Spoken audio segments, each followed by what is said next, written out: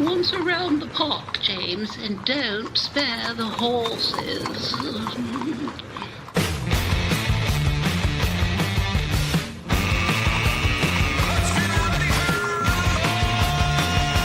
It's showtime.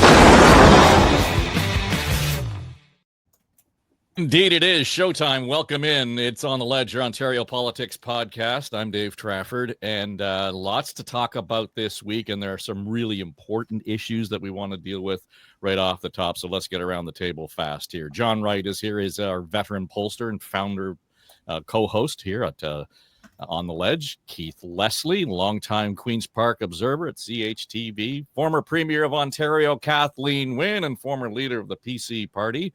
And the only reason he's not the former premier is because of Kathleen Wynne. You're rubbing that in, Dave. That's how we're going to start the show. Just saying, just to kind of add to the spice of the program. Currently the partner at Council Public Affairs and former leader of the PC Party of Ontario. Okay, important things first. Yes, this is ugly shirt season, so it's just part of the collection. If you're watching on YouTube, you will appreciate it. And we need to close the chapter now. So this past week, beautiful day, Monday here in Toronto. You're at Rob Ford Stadium. Tim, I know Deb took the day off radio to be there as well. It was a big day. Yeah. So Maitland was in two events, long jump and 4x100, the Toronto Catholic District School Board City Track Championships. And so she's no training in this area. So Maitland had won her local competition, advanced, and some really, really strong girls in this competition. So in the first round, Maitland was fourth. Not bad, right? Not bad in the jump, but quite a distance. Took her second jump, remained in fourth place. And she had jumped about 3.67 meters. Dad, remember these things? The first and second were just over 4 meters. And then there's a third. And then Dave on the last jump, and she's like the second last jumper. So everybody else is finished except one behind her. First and second place in considerable distance ahead of her. And she just screwed up this determination, this courage. You can see the fire in her eyes. I'm right there filming it, right? As a dad would right by the sand pit. And then she leaps and she jumped the farthest that she's ever jumped before, 40 additional centimeters to come in at 4.08 and to win the gold medal of the TCDSB championships. Wow. It was awesome. And it was cool too, because she got to go on the podium, right? Just like the Olympics. There's got to be a couple thousand kids, parents, and teachers there in the audience. And it was early in the track meet. They do the long jump early, so they're playing the national anthem. They're, in my memory, forever, and Deb's for sure, but I bet you that's going to be something that will be a great life lesson for Maitland and a memory she'll always treasure. Yeah. And how fast is your heart beating, Dad? Yeah, really. Dad's doing this, and she's going over through the air. She's pumping. He's pumping along with her.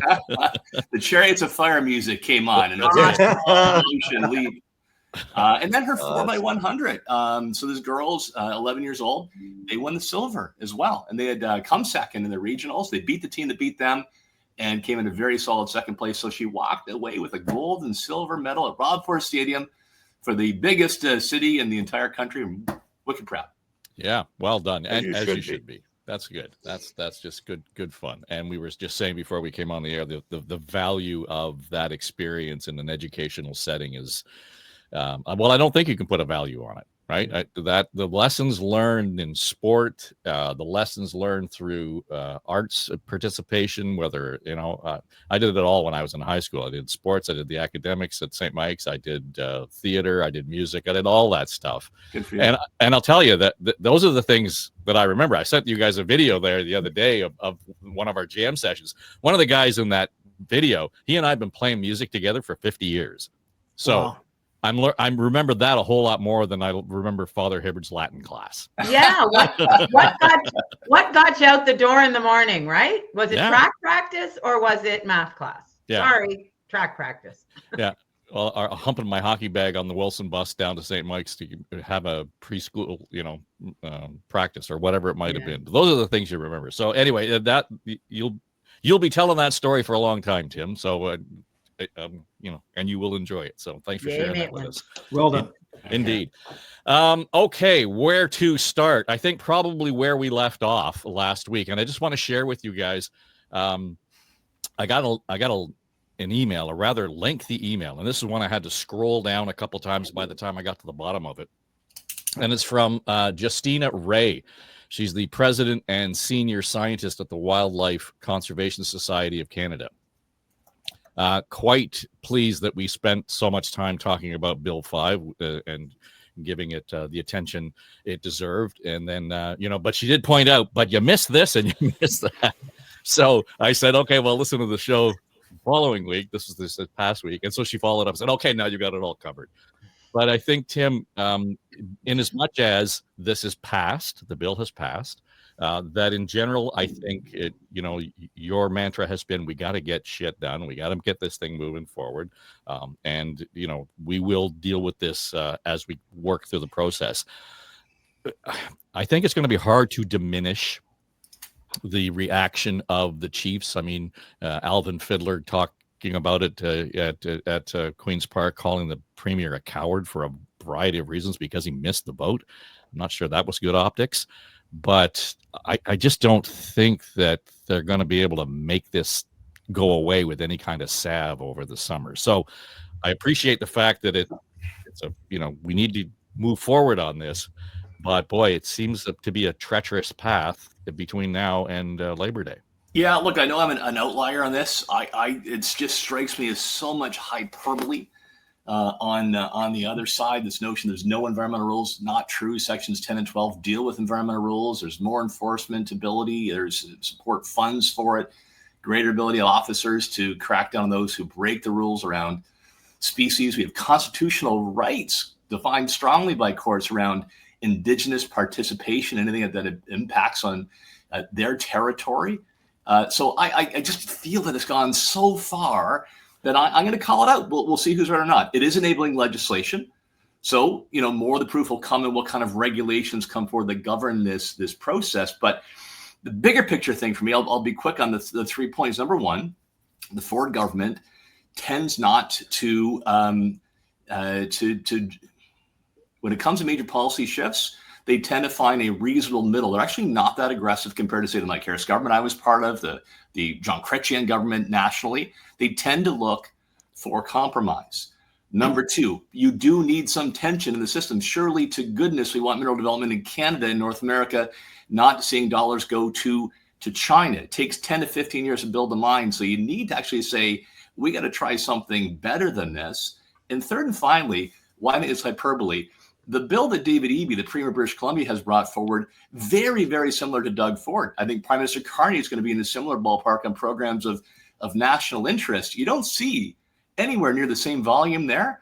I suspect it's because it's a Conservative government bringing forward, not an NDP or Liberal, doing pretty much the same thing. Well, part of that could also be the relationship that the province and the Crown have with the First Nations in British Columbia is different than it is in Ontario. It's unceded territory. I mean, we're getting way down in the weeds on that, but that relationship changes it. And I remember talking to folks in the forestry sector about that and how that changed the conversation around resource development in British Columbia, just because there is a sovereign approach to the First Nations in BC. So it's the relationship thing. I get it. And not to get too far down on the weeds, as I said on that, but part of the delays, Kathleen, and we always want to look at regulations, say the regulation's the problem, But, Justina Ray, in her note to us, pointed out that oftentimes it's financing. It's other business-related things that get in the way. How do we make sure that there's certainty and investments and all those sorts of things are taken into account? And that's not really a government problem. It's something that you can legislate one way or the other. So there are a lot of worms in this can. And then to complicate matters, I think, the Premier this week suggested that the duty of consultation was taking too long, that in fact it was slowing things down. So there's so many things in here, not just regulation, that are extending that period of time before you can get drills in the ground. Yeah, well, and I think Tim and Keith will remember when we were going into the Ring of Fire, when Dalton was the Premier and we were going into the Ring of Fire conversations and Rick Bartolucci was the minister, and we were talking about having a ferrochrome plant in Sudbury, and there were all sorts of decisions being made, and then the commodity price went down, and so the investments were not there. But look, I really think that in this instance, the relationship, Dave, you start talking about relationships, the relationship work was not done before this bill was drafted and brought into the legislature. I think that was a big mistake. Now, my personal perspective is that this government, when they came in 2018, they did not start doing the work to build relationships with any of the Indigenous people and leadership in the province. And so this is kind of the fruit of that. But I think with this particular piece of legislation, had the work been done, it could have turned out very differently. I think given the pushback that was the result of that lack of relationship and that lack of consultation, and I don't mean empty consultation, I mean developing a real partnership on how permitting was going to be done, for example, because I know that was a huge issue with the First Nations in the and is with the First Nations in the Ring of Fire area. But given this pushback, I think if the government had made a decision, look, we're going to pull this legislation back. We're not going to push to get it through now. We're going to take the summer. It's only a couple of months. We're going to take the summer. We're going to revise it, and we're going to bring it back in the fall with more input. The trouble is now they're saying they're going to consult, and the First Nations leaders are saying, well, it's too late. You've already passed the bill. If they had not passed the bill, done some consultation over the summer, tried to repair some of the relational issues, and then brought it back in the fall. And in that time, seeing how the federal government was going to deal with these relationship issues, because look, it's not simple. And the federal government has said they are going to work with Indigenous people. So I think they've made a mistake in terms of pushing the bill through now. They could have waited until the fall, done some work over the summer, and they wouldn't be facing this really, really hostile reaction. I think we're in a very bad place in terms of the relationship between the government, the Ontario government, and First Nations governments right now. Keith, I want to get to the federal implications of this in terms of how this is all going to be done, and not necessarily in lockstep, but at the same kind of timeline and in objectives.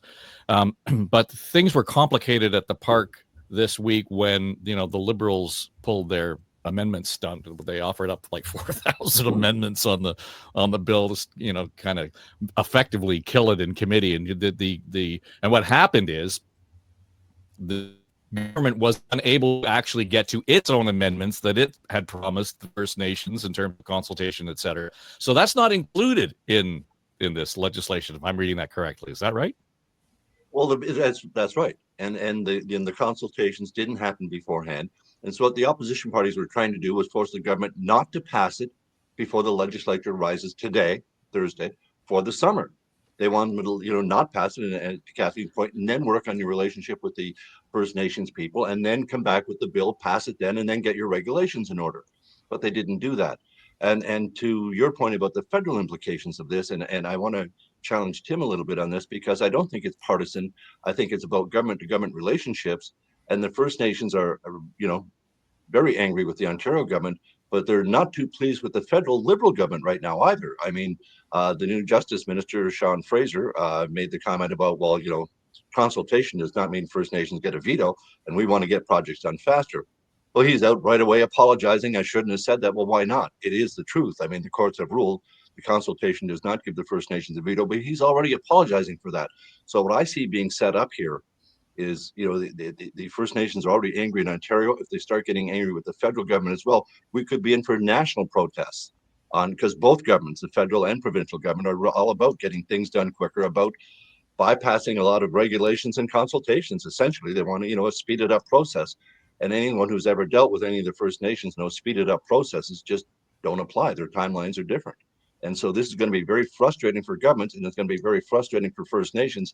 And I see it spilling out nationally because the federal government has essentially the same idea as the Ontario government. It's a different approach, regulations and whatnot, but they both want to get projects approved and in the ground, at least, starting on these projects within 2 years.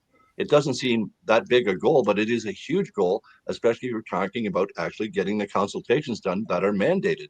So it's going to be a very tricky issue. And I think a lot of First Nations do firmly believe that if they don't want a pipeline crossing their territory, they have a veto over that, and they don't. So I think that's going to be a very difficult issue for all levels of government to deal with this year when they're pushing so hard to get the economic development that we need to fight the Trump tariffs, 50% on steel, for goodness. We need to get these projects going. We need to get our own economy, on track and boost it up. But I don't see it being a smooth process right now. I see a lot of court challenges and maybe the public protests that have been warned about as well. So, I mean, we've already had one First Nations woman camping out overnight at the legislature, just to show her indignity, the upset, how angry the community is. And she's from, anyway, it's such a terrible issue for the government to have basically ignored this ahead of time and brought the bill in and then said, well, now we'll consult. It's just the wrong way of going about it. And they knew this going in. I'm going to come back to you on that, Tim. Just want to get John in on this, though. And that therein lies the problem. As far as the First Nations and the Indigenous communities in this country, John, are concerned, this isn't about political stripe. It doesn't matter who sits in the legislature and rules the legislature. They are looking at it from their own perspective. And, you heard Salma Makwa get kicked out of the legislature this week for accusing the premier of lying. And when asked about it later, he said, essentially it comes down to trust. Why would I trust them, even if they said that they were going to offer up the amendments? Well, I think you have to take the long view on this in two ways. Number one is this is the third majority government mandate of the Ford government, and it's being preceded by other governments. And I can't recall in my lifetime when there was calm in the waters between the Indigenous population and government. I just can't. And it doesn't matter what stripe. So, I mean, yes, they could have been working more to calm the waters on this, but the disparate nature of the Indigenous population and the leadership was evident in the post-pass announcements that followed. I mean, it was intransigence where three chiefs stepped up to the microphone and basically said, our creator made the land the way it is, and we want to keep it the same. So I can understand the frustration of governments moving forward, but what I hate to say this, but tactically what's missing is that there are a lot of Indigenous leaders who are in favor of development, who are actually involved in local development opportunities. And I don't see the other side of that ledger. I mean, from a public opinion point of view, they may see it as intransigence on the Indigenous side, but there are leaders who could come to the table and could deal with it. Number two, I think you have to look broadly at this bill. And yes, the government wanted to get it done, as Doug Ford talks about putting shovels in the ground. And yes, they're going to have to deal with the relationships and have consultation and maybe confrontation moving forward. But I'd also refer to it as the Shiny Object Act. I mean, we've talked a lot about what it's going to do about mining in the north, but this also has the ability to identify economic zones anywhere else on all kinds of other projects. So in a way, it is a bit of a victory for the government because they've got this through. They will have to deal with the Indigenous population and the leadership to try and smooth things over. And yeah, the federal government as well, but they were able to do it and address other potential opportunities that the government sees as going forward and get out of the house for the summer. So I agree there should have been a lot more consultation. I agree that, there should have been more Indigenous leaders at the table who were talking about the benefits of this.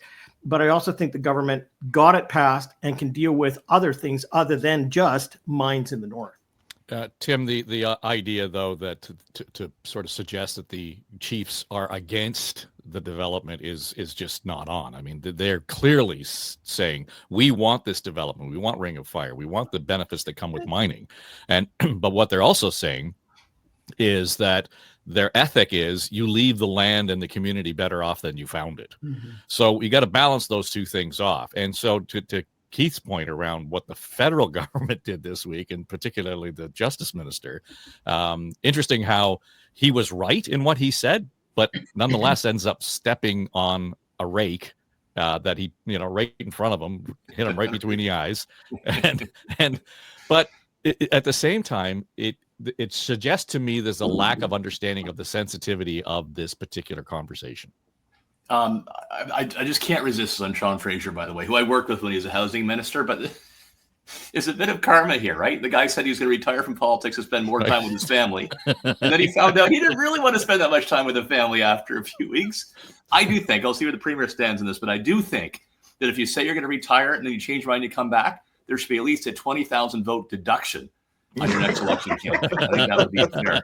I'll propose that today. Hello, John Tory, line 1. Okay, go ahead. But to the seriousness of the issue, look, I'll try to dig around more because I'm reacting to this on a gut level. I admit that. I just can't countenance the notion that there was no consultation on these concepts whatsoever, right? I think Minister Rickford has done a very good job engaging with Indigenous communities on having more say on, getting more prosperity, fixing ills across reserves, particularly in Northern Ontario. Mines ministers would have been involved. Like, I just don't think there's no consultation. Granted, Bill 5 is a new entity. Bill 5 probably would not have been considered back in December, even January of this year, because we didn't have the threat of the Trump tariffs like we do today. So it accelerated the process. Look, I had the opportunity to visit the Ring of Fire. Let me think about this. I was leader then, so I'd say a decade ago. And I bet you, Dave, if I went back today, there would not be one single change in that area. You're struck by the beauty, the vastness, nothing around, the potential under the ground, but it has not moved.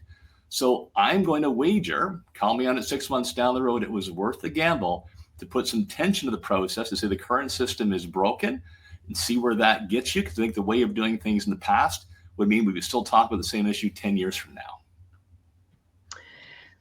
Yeah, go ahead. I got to jump in, Dave. Yeah. So, couple of things. I need to push back on your contention that 'twas ever thus, it's all the same, and a bit what you're saying too, Tim. There are differences between the way governments interact with different populations and with different groups. So the fact is that I had a different relationship than certainly the one that I see on the face of it that Doug Ford has as premier. I sat at the table with the 9 Matawa First Nations. And Tim, to your point about what's going on in the Ring of Fire, I mean, the only announcements that have been made around any progress on the Ring of Fire have been announcements around the road that 2 of the First Nations have agreed to. That was the agreement that we came to when we were in government as a result of David Zimmer and I, my minister and I, sitting with the Matawa First Nations in the Ring of Fire community. So there are differences. And to say that Minister Rickford has a good relationship with First Nations, I would need that fact checked because I'm involved in an organization in Northwestern Ontario, and I can tell you that is not what I hear on the ground. So I believe that if there had been, for example, an agreement on the permitting process that was going to be a result of Bill 5, if there had been agreement on what the framework of the resource revenue sharing deal was going to be, because resource revenue sharing is a huge issue when it comes to resource extraction, because there have been generations of First Nations not having the benefit of resources that have been taken out of their land, the land that their communities are on. So I think if those had been in place, we wouldn't be seeing this pushback that we're seeing now. So I just think we have to be careful when we say, oh, it's always been like this, it's always been hard. Well, actually, there are things that have been done and that can be done in order to make the relationship better and to be able to move more smoothly into a partnership of economic development. We just haven't experienced that before, but it doesn't mean it's not possible. So Bill 5 is being kicked around as this thing that's being pushed through hastily, not a lot of consultation, et cetera. But also in the last week, the government stood up, and it was a matter of hours from the time the bill was tabled to the time it was passed, and it gave MPPs a raise, Keith, and it also opened up the possibility of the pension, and we'd been talking about that. I think you were banging that drum a few weeks ago, so clearly the finance minister took your comment to heart and just decided that he had good cover because you gave him blessing. He watches. Yeah, but he didn't listen to me when I said, don't go with the raise, just bring back the pension plan first. They did both, 35% raise.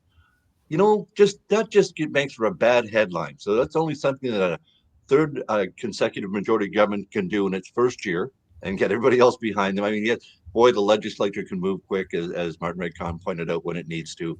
And I don't think anyone argues that, a 16-year wage freeze is a bit much for anyone to take. Not that any people are expected to be there 16 years, but there certainly were members that during that time.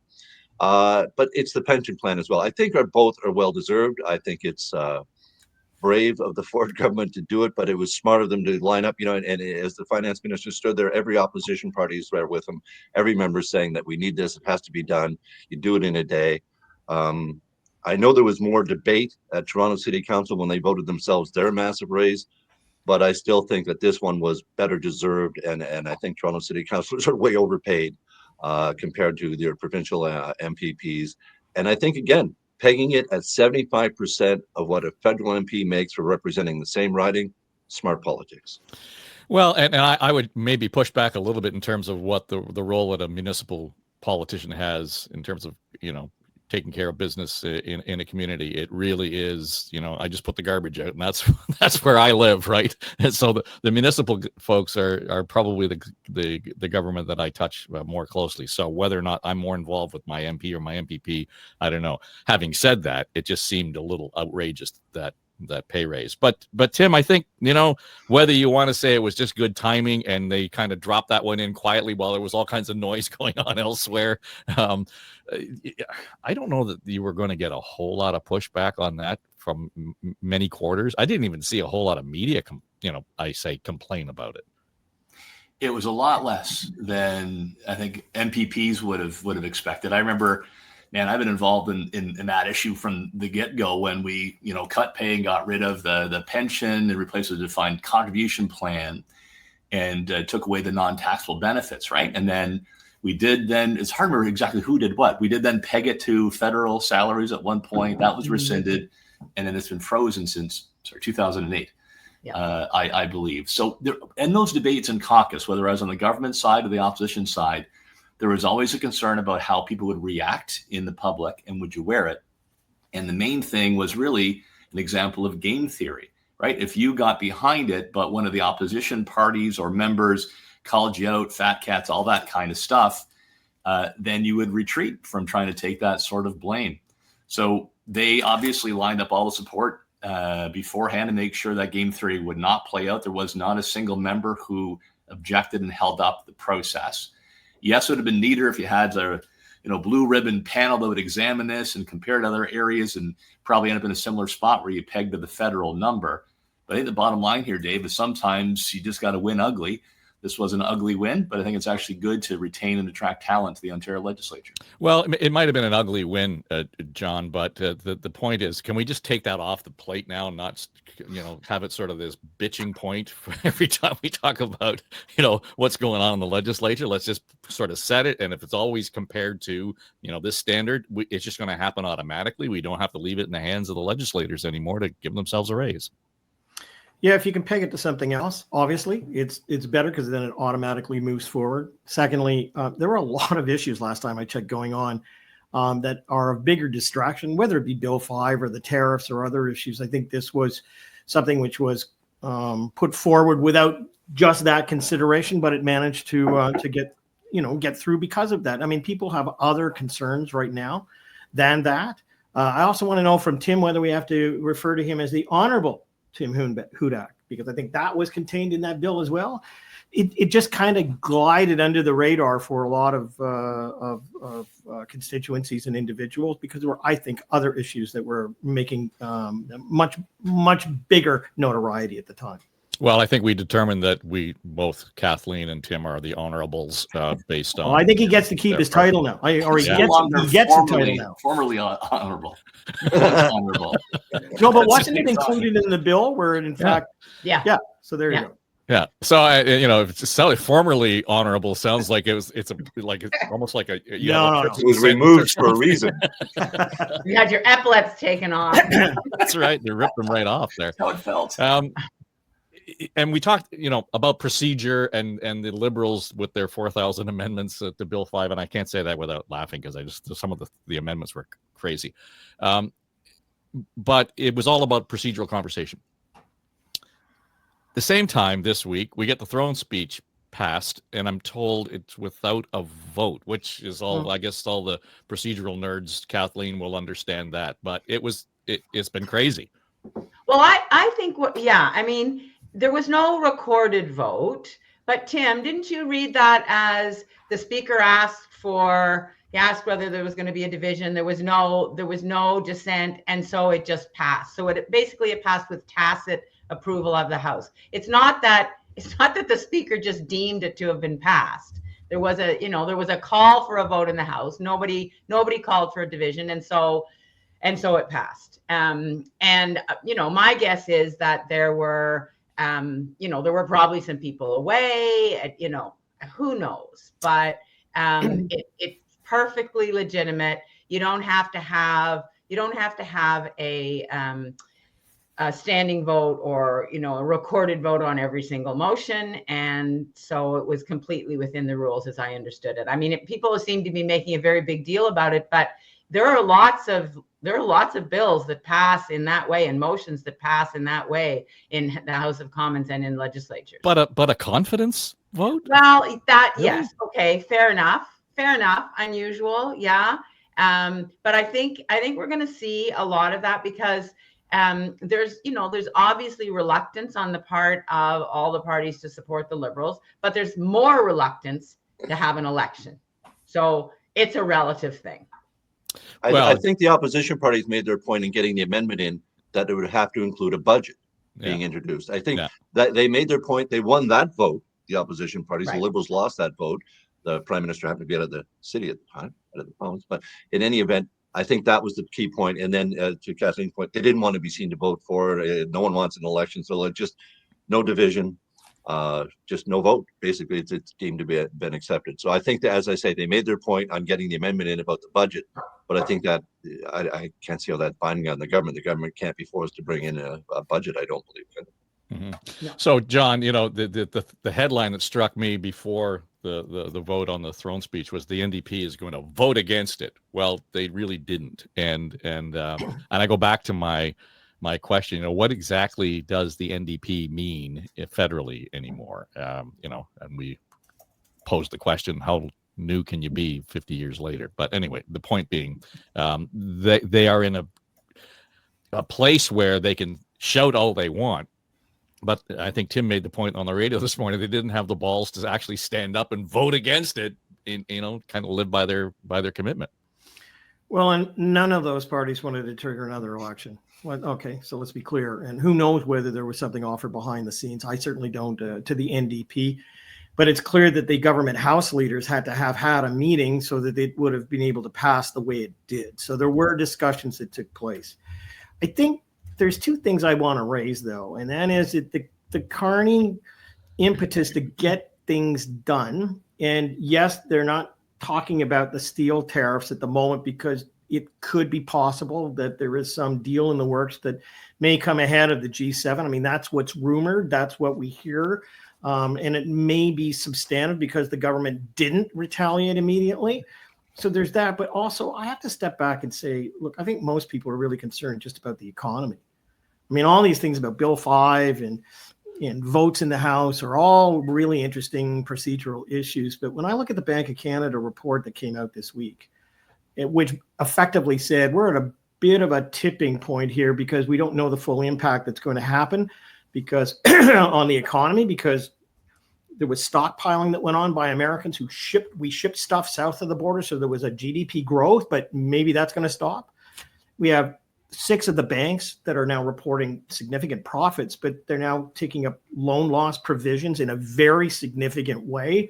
In fact, we're looking at potential interest rate, issues that may harken back to 2010 to 2012. We've seen an uptick in a very substantial way about people missing credit card and loan payments. I think, there is the other issue here is just the whole anxiety about where are we going over the next quarter. So I think that's the bigger issue that we're all going to have to address. Part of this is about the tariffs, but the other part is you can't pivot the entire economy of this country. You can't pivot entire sectors and say, well, we're going to go and deal with Europe instead, or we're going to, make steel here and stockpile it so we can sell it in other parts of the world without a pretty significant runway and without a pretty significant investment. So I actually think the bigger issue for the third quarter is all about the economy. to find out what the impact is going to be, to see where the Bank of Canada ends up in September, take a look at the housing market and the credit provisions that we have. I think that's where people's heads are at the moment, as opposed to, the things that we're talking about are important, but not like that wave, which I think people are worried about the most.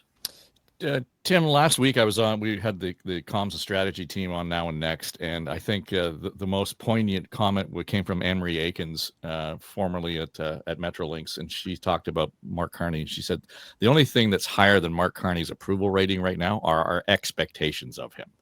And I think, yep, you're bang on. And sort of to John's point around all of these things are going to have to fit into that vessel of our expectations around the Prime Minister and his new government. Against that backdrop, Carney meets with the First Ministers this week out in, Saskatchewan. By all accounts, that was viewed as a master stroke of brilliance politically, and way to go, heading out there to meet them on their turf in the West, etc. But the expectations out of that meeting, I thought, were we're going to have some kind of grand plan. We're going to have something that we can hang our hat on and say, okay, to John's point, this is where we're going to go. This is how the economy is going to be shaped. We got none of that. We're going to move forward now and come up with the list of grand infrastructure. 1, 2, I didn't hear a whole lot of conversation about the Canada Day deadline to deal with interprovincial trade barriers. So those two things to me seem to be kind of muted. Now, maybe I've misread that, but we're back to that expectation game, and there's a short runway in there for him to deliver. Yeah, look, I won't give him a perfect score, I guess, but I think a very good score. Like what it was. I guess you campaign in poetry, right, and govern in prose. So the notion that you can have all of that done by July 1 was probably building expectations up too high. But directionally, I'm impressed, and he seems to really have set a good tone of cooperation with the premiers. I was in the premier's office here in Ontario. He spoke very warmly about his discussions with Carney and has faith that he's going to deliver and work well with the premiers. Look, what was most refreshing here is there is a return to seriousness. There's a thoughtfulness in decisions. There seems to be a consistency so far out of the gate, and I think that is welcomed by Canadians when we let some serious issues, really drift. And the pattern of votes in terms of getting rid of the consumer side of the carbon tax, not proceeding with the increase in capital gains tax, and a border bill, which sounds almost more on the conservative side than liberal. I can't imagine the Trudeau government doing any of those three things, and these are much more serious and wanted, needed approaches. The border bill scares me a little bit, Kathleen, just in terms of some of the things that are being kicked around in there, in terms of agencies having access to digital information that I might have otherwise. Canada Post opening mail. Okay. I get we want to get at the organized crime issues. I get that there's an underlying concern here, but whoa. So it may be a bit of an overcorrection. I'm not sure Canada Post is going to pose a threat to anyone in the immediate future, but I think that to Tim's point, I think this government is doing the things that they believe they need to do. I think the most important thing that we're seeing right now is that Prime Minister Carney has not reacted to Donald Trump's latest move on tariffs, because I think, as John has said, I think that there is something going on in terms of a deal. Maybe that's wishful thinking, but it seems like there may be the possibility of a deal. And I think that the point of the First Minister's meeting was really the relationships. I was a bit surprised actually at the language around, I think Santa Claus was what Doug was talking about. I was like, I don't know. Boy. I'm not sure. I think there might be disappointment on Christmas morning. But what that spoke to was that there was a good conversation.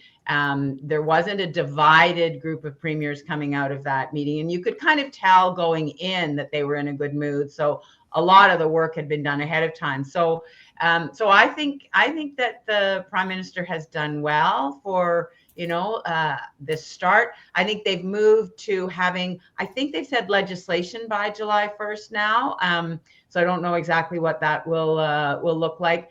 But you know, building those relationships, trying to bring everyone into the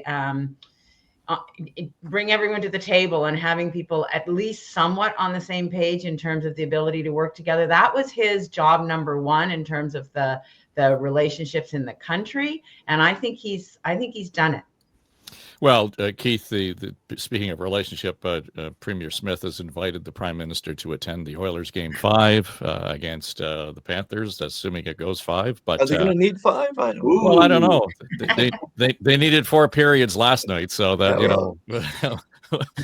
we'll deal with that. But the question though around this collegiality and that list that's going to come out. The funny thing to me is that I wondered whether or not Doug Ford was going to slip Metrolinx in the crosstown onto his list of things to get done with the feds. But that list is important. And I think the tell around what Kathleen has pointed to and John alluded to, this idea that we may have a trade deal before the G7. It's not so much that the Prime Minister didn't react. Doug Ford explicitly said, if you put the tariffs on steel and aluminum, I'm going to pull the plug again on the energy. And he has kept his hands off of that. He actually backed off the language considerably when pushed on it by the press gal. I think that's a bigger tell. Absolutely. Because Doug Ford, he wants dollar for dollar tariff matching. He wants us to reshore all our steel manufacturing, all that sort of stuff. But yeah, not on not going to put the tariff on the electricity exports to the 3 states. Just not going to do it because, again, there's something in the works. And I think that's what the Prime Minister is alluding to here.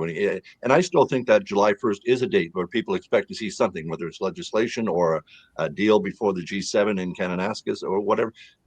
People are very, very hopeful that something's coming.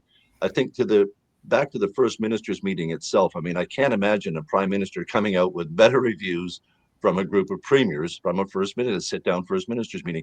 Not only did Premier Ford call him Santa Claus, I mean, Premier Holt continued the analogy and saying, and on Christmas morning, the kids won't be fighting over what each other got. In other words, the provinces are going to be willing to make deals here, and some are going to, get a little more than others. It's really interesting to see that. But as well, Dave, you mentioned Premier Smith inviting him to the Oilers game. That's exactly the kind of thing. Both Smith and Moe said that, Carney has already done more to address Western alienation than Justin Trudeau did in the previous 10 years. So this is all just exactly the right signals that we need to see. Everyone wants to get the economy on the same track.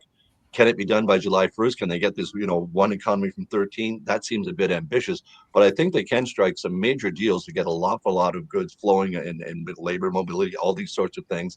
It may not be what everyone is hoping for. The expectations have been raised very high, but the work is being done, and the level of cooperation that we're seeing. I mean, as I say, both Premiers Moe and Smith coming out of that meeting and being pleased with what Carney is saying. That's a huge change from what we've seen in the last decade. Yeah, I guess small victories, John. Yeah, but I have to say a couple of things. First of all, I remember when Justin Trudeau had his first meeting with the premiers, and it went much the same way. I mean, Harper hadn't been meeting with the premiers. Right. Jim Flaherty was mailing in the increase in terms of healthcare. Justin Trudeau in 2015 heralded a new cooperation with the provinces, and everybody was kind of at the table. So I think there's the hubris of the beginning of the regime, and we've yet to sort of see where the rubber meets the road. The second thing is that there are expectations to be managed right now. The public is 8 percentage points ahead in terms of finding Mark Carney to be their best choice for prime minister than voted for him. So he's clearly got, the movement of the public and many who didn't vote for him behind him. The real issue is how somebody can manage the expectations within their own government on delivering on all of these things. I mean, I think it's great if you effectively come to the podium and say, look, we're going to increase our spending on defense to 2.5%, take it to 3.5%. We're going to invest, $30 to $40 billion on top of where we are today and bring us up to snuff in the arms agreements or the ammunition agreements that are available in Europe. And we're going to be involved in all. You got to stop and kind of go, okay, but you've now just put the yardstick out. Where's the 30 billion coming from? does that come from other places? Does it come from increased taxes? Like you say, things have to happen. And I think part of this may have happened when you go into a meeting with the premiers kind of saying that you were going to come out with a list of projects to be done, and it doesn't happen. What you do get are the talking points from the throne speech that say, or the mandate letter saying, this is what we're going to work on. So I think, we do have a situation where not all the staff are in place federally. I mean, chiefs of staff are still being named, staffs are being put together. We still have half a cabinet that has not held a portfolio before. We still have a prime minister who's used to a certain style and making corporations and others react, and may have to deal with the bureaucracy that decides it wants to put sand in the gears. I think it's part of not just managing the public expectations, but it's also managing their own expectations in terms of what you can say you're going to do and what you can deliver on. Because I think we're getting the federal government is getting a little ahead of itself, and it's going to learn that there's stakeholders and others within even its own government that are going to have to be considered before you can, for sure say that you are going to move forward on a number of different files. But John, I was at that meeting in 2015. I was a premier in Ontario when Trudeau came into office, and I can tell you, we did not come out, to Keith's point that, striking the tone that is necessary. We did not come out of that meeting in 2015 very happy, because the big issue then, if you remember, was the health. It was health funding, right, as it often is, right? That's kind of the default in terms of First Ministers meetings. But we were making the argument about being at 20 to 23% of federal contribution. We wanted it to move up to 30, and we didn't get the movement that we wanted. So there were premiers going to the mic and saying different things coming out of that meeting. And it was a different moment in terms of obviously our relationship to other countries, particularly the United States. But I would just say we didn't feel as happy as the premiers seemed to feel coming out of this First Ministers meeting. Whether you're right, whether the feds can live up to the expectations, probably not, except that the goodwill has been established. And I think that was job number one, because without that, it was going to be even more difficult. It's going to be difficult doing the things that the federal government is saying they need to do. This whole environment is politically treacherous. What is the unemployment rate in Windsor is 11% or something right now. Like, we're in the midst of challenges and problems because of the uncertainty in the United States already. It's not like we're waiting for it to start. So it's all challenging. But if he hadn't come out of that meeting with goodwill, how much more difficult would it be? Yeah, Tim, we started this conversation vis-a-vis Bill 5 and the possibility of it being a long, hot, difficult summer for the Ford government. To Kathleen's point, there are Sault Ste. Marie, all Hamilton, in terms of the steel industry, those places are feeling the effects right now in terms of jobs and the effects on jobs. Crystal ball it for us. I mean, between now and the time the legislature gets back in business after Labor Day, does that become more of a sore spot in terms of what we're going to have to deal with on the front burner vis-a-vis, if we get a deal, that's one thing, but I'm not sure that repairs the damage done immediately in those markets. Yeah, that's a very good point. So I remain an optimist on this. I have been from the get-go. My philosophy is, Trump may be crazy, but he's not nuts. He are you sure? You're attributing subtlety to Trump. And what's the distinction? By that, but he's got a political reality he has to deal with, right? He's got to keep the Freedom Caucus very narrow margin. In the House, he'll have pressure from those that depend on trade, which I think over time tempers the madness, so it's not completely nuts.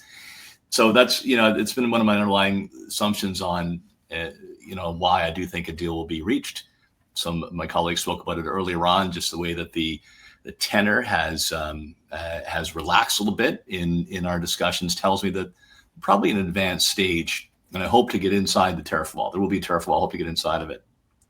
All that having been said, there will be tariffs, and we may be subject to a minimum level on aluminum and steel. The UK had that kind of deal, for example. So what do you do? What do you do there? Well, I mean, I think in the meantime, you can find sort of life preservers to keep jobs afloat, support that sector. I don't think the adjustment will be nearly as bad as we fear, but I think there will be some adjustment in those two particular sectors. All right. Well, lots on the table, and we'll keep an eye on things as we get closer to the G7, because I think the tone of that conversation is going to tell us a whole lot. And if we get a deal between now and then, how long can we wait with 50% steel tariffs? I mean, that's right. I agreed. Yeah. I'm a former proud member of Steelworkers Local 1005 in Hamilton. Let me assure you, this is rocking Hamilton and Sault Ste. Marie. 50% is just, everyone knows that's not sustainable for any industry in this country to deal with that. So I think it's quite shocking that Trump, he may be crazy or nuts or both, but to jump it up to 50% because he struck a deal with Japan to invest $2 billion into the U.S. steel industry. I'm sure he could have struck a deal without. Anyway, it all just seems a needless ramping up. And of course, the only solace that you can take from it is that it's against the entire world's imports of steel to the United States, not just Canada. That's not much solace to take it, as I say, 50% tariffs. I mean, unless that's dealt with and there's a deal very, very quickly, that's going to have some major impact in Hamilton and the Sioux in particular, very quickly. Well, both mayors were out this morning, I think, Keith, saying this is a disaster. Like they're not waiting to say it's going to be a disaster. Andrea was saying already that Andrea Horvath, this is a disaster for Hamilton. Just to my crazy versus nuts category, though, I mean, Canada, the largest source of imports to the States in both steel and aluminum, just don't have the capacity. Prices will be driven up on their manufactured goods. So the pattern with Trump that's just so frustrating is he'll go to an extreme and then sort of reality hits and he backs off. So I hope I'm right about this one. That similarly, I think you'll see a tempering there, at least when it comes to Canada. I just think the economic reality is going to dictate that. I also would say that, I mean, Mark Carney, in terms of the first part of him taking power, has created a great new feeling of moving forward and that he's in control and that he can make the deals that happen for Canada. I mean, he's got all the pieces there, including when he met with the premiers and he's come out of them. I mean, there are all the right feelings about Mark Carney right now. I think watching him over the last couple of days, it may also signal, including the steel threat that Trump has leveled, that there is a deal in the making, that you can see pieces, whether it's the steel tariff suddenly coming onto the fore, or whether it's the security legislation, which is being brought forward by Canada, or whether it's a certain responsiveness that the federal government has. You can see that there are different blocks and pieces coming together, and that you do hope that it is substantive for a deal. But all of these things I don't think can be taken individually. They have to be taken in concert. And given how he's reacted and given how some of the legislation has moved forward and some of the ideas, I think there's more substance there than smoke, that there may be a deal that's moving forward. So at the risk of really damaging the taco industry and, Trump always chickens out, I want to change it to Trump urgently reverses direction. Oh boy, I got it. Oh, really? Why don't we just that kind of fits all around, right? I worry about the taco thing because it's like a taunt to a bully, right? True. Yeah, it annoys We you. dare you not to chicken out. It's just like, everybody just shut up and let him revert to form, right? Yeah, exactly. Yeah. All right. On that note, we'll leave it right there. Kathleen Wynne, Keith Leslie, Tim Hudak, John Wright. Thank you all for being here this week. It's On the Ledge, your Ontario Politics podcast. Just one of the points that John was talking about in terms of where the priorities are going to be decided, where he's going to, and he alluded to, Ben's exam, had a really insightful conversation with Scott Clancy last week on Now and Next. You might want to dip into that because the former Major General, the retired Major General, RCAF, has real deep insights into how that money gets spent, where it gets allocated, and who controls it. So what kind of decisions would be made. And he's not all that optimistic that the federal government, doesn't matter what party was in power, was going to be able to hit that 2% of GDP by 2030. So just dip into that Now and Next. You can find it in this feed on the YouTube channel. Otherwise, you can listen to it wherever you're listening to this podcast, on Apple, Spotify, or iHeart. If you're on YouTube right now, subscribe to the channel and you'll get the notifications and everything drops into your inbox as we post it. All right, that'll do it for us. It is On the Ledge, your Ontario Politics podcast. Thanks for listening. I'm Dave Trafford for Story Studio Network. I have a YouTube channel right here, as you can all people see. Please subscribe to my YouTube channel for more content. Look at this. Bye now.